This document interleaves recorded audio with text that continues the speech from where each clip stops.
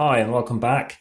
This is Simon with AmassGames, and this is the Rivals for Catan, the second expansion, the Age of Enlightenment. So I've got the book here which basically tells you a bit of information about it, and off to the side I've got a setup. So you basically will have your settlement, road, settlements, and then you'll have your starting cards, as you might be able to see down here. And that's your standard basic setup in the game of Catan, as you're aware of, for the Rivals for Catan. If you're watching this, I believe you had already watched this video, and now you're very curious about the second expansion. So over here, what we have is basically the very first of those themes that comes in this expansion, and this is called the Age of Explorers, or the Era of Explorers. So in the Era of Explorers, this looks like this stack here. What you're doing is you are creating pirates, and what you're doing is you're going to be going out to sea. So these cards are face down, and normally this is set up actually for the Duel of the Princes, which I'll come on to. A 3x3 grid, and you're going to need a ship symbol. So this is 2 ships. So one of them, as an example, allows you to go out from your exploring location, which is adjacent to your 2 regions, and this is an explorer harbour. So you have these 3 discs, one of which will be face up, and that allows you to go out and basically do stuff over here. Things that you might discover when you land on them. So this would cost you 1 space, this would cost you 2, this would cost you 2, and then that will cost you more and more as you go further out. And when you land in these locations, it might be good. It might be something like a shipwreck, which gives you a resource, or it might be something whereby it might be an island, or it might be a pirate, and it means you might have to pay a resource to do something there, and it allows you to change something around, or it might be that you can actually rotate things by spending stuff. Or, in the case of a pirate, you might need to have cannons, which I'll come on to, and you might, when you first land on them, try to actually get past them, and then if you're victorious, again, you can twist it, gaining some resources and maybe some victory points. So that's these cards that come over here. So it adds to the size of your game board significantly, makes it a lot wider. This entire area is taken up when you're playing with the Era of Explorers. Now, on to the next one, and I'll just quickly finish off by saying you have the Armory as well. So that's the cannon points that I mentioned. So you can bring out those cards. You have things like the Astronomer, which means you have fewer sea cards than your opponent. You may pay 1 gold to carry out a second exploration. So a second exploration just means you can go somewhere, including where you've been again, because once this guy's landed on there, it's there until the end of your turn, which means you've got to then discover these guys. So what you can do is once per turn, you can pay a wool and a lumber or a timber to basically flip over one of your boats so that you can then use it. Otherwise, sometimes you might lose them in a battle, in which case you need to pay lumber and wool again. So the advantage of going out is, of course, you can twist things and improve things. And when I played this, I actually lost playing the Era of Explorers because I don't think I was getting out to sea enough. I was doing enough other stuff early on. I was focusing on the basic cards, just getting an engine going. It turned out that I should have really focused on twisting some cards. So that's the Era of Explorers, and there are things like this Metropolis, which you can get 4 victory points covering over a city instead of the typical 2. You've got more cannons. You can immediately destroy, basically beat a pirate on that first attempt. So there's some cards here. The sailmaking shop, there are 3 of these. So again, if you get a couple of these, you can work towards your trade advantage. And yes, you can obviously explore further. So that's that first expansion set.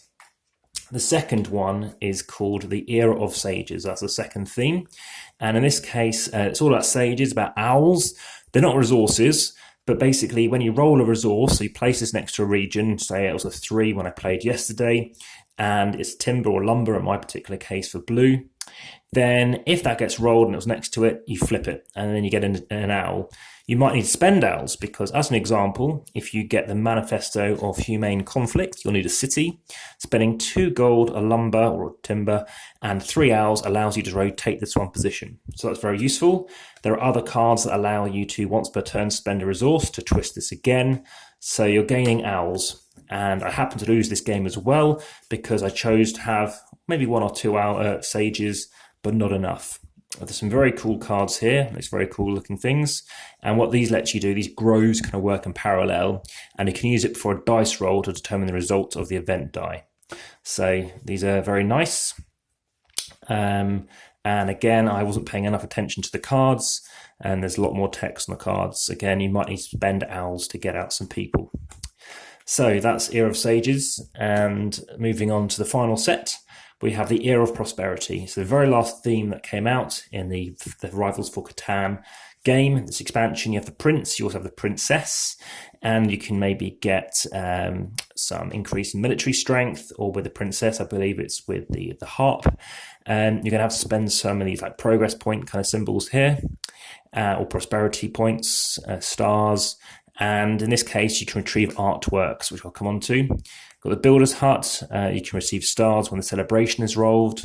And just quickly going through some of the other ones. Some of these cards do require a prince or a princess, so that's important to get. Normally, you can only have one or the other, so you're waiting for the other person to get theirs. You can receive a star, but sometimes you need a prince or a princess, or you can, if you get an aqueduct, you can build something cheaper. The hospital, you acquire the aqueduct, but you can receive a star. And again, the use of the stars is something like this, the public feeling. It lets you rotate something to gain a resource. The biggest reason you need stars is against the events. The events that come up in this particular theme is the fact that there's that insurrection. It can basically, you could have to remove one of your buildings. So you need to have that card to turn it to basically be able to offset the cost of the insurrection. So it negates the insurrection issue. And if I just come back to it, this card, this complete set, by the way, the theme's all been set up deliberately for the Duel of the Princes. So managed to try out Duel of the Princes with this game yesterday. So public feeling, you avoid riots as well. So the generic one, riots. So I happened to lose this game as well because there's a lot of text on there, and I didn't get opportunity to basically protect my buildings early on. So I lost all 3 games, and then I played Duel of the Princes, which is these stacks again, which is all the cards about the half moons. You're taking out the other half moon cards from the event decks and playing them there. On that count time, so yesterday, I actually did manage to win it. So it wasn't a complete wipeout. And now how do I think of the game? Well, I think personally that playing with these cards here, with these cards off to the side, is a really cool thing. It's amazing how much table space it takes up for the very first theme that they give you.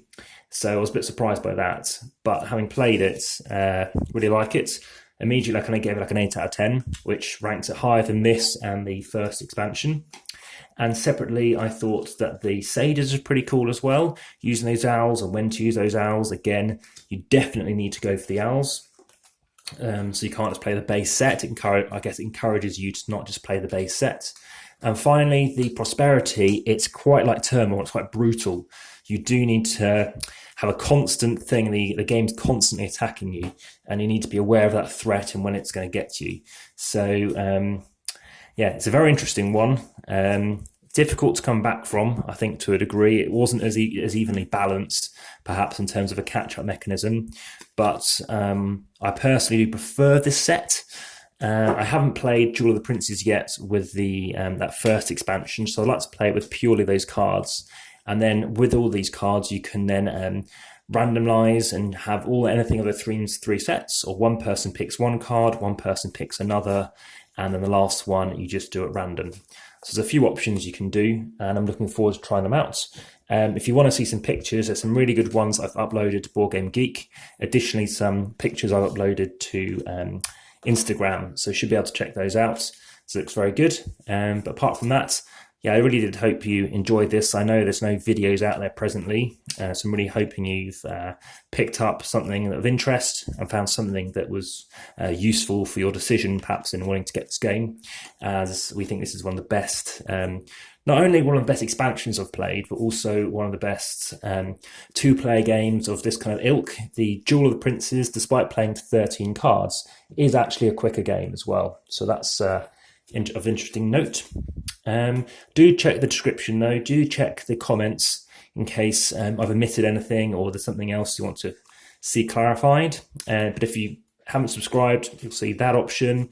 The like, please, if you think you like it, it gives me some indication. And if you don't like it, rather than hitting the don't like, just tell me, and then obviously I can aid things for future videos. But yeah, thanks very much, and I look forward to bringing you another game soon. Take care, bye-bye.